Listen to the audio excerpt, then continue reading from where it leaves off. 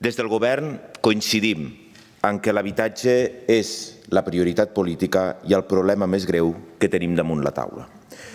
Nosaltres sempre ho hem tingut clar. Ho teníem clar en el moment de celebrar-se les eleccions generals de la primavera passada. Per això, el capítol sobre habitatge era el primer i el més extens del programa amb el qual vam concórrer a les eleccions i vam obtenir la majoria absoluta en aquesta cambra.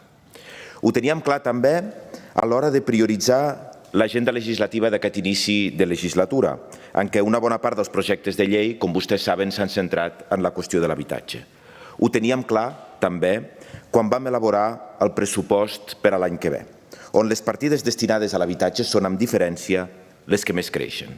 Ho teníem clar també el dia abans i l'endemà de la manifestació del 31 d'octubre, en què vaig convocar tots els grups parlamentaris a tractar la qüestió de l'habitatge per intentar trobar consensos més enllà de la discrepància política.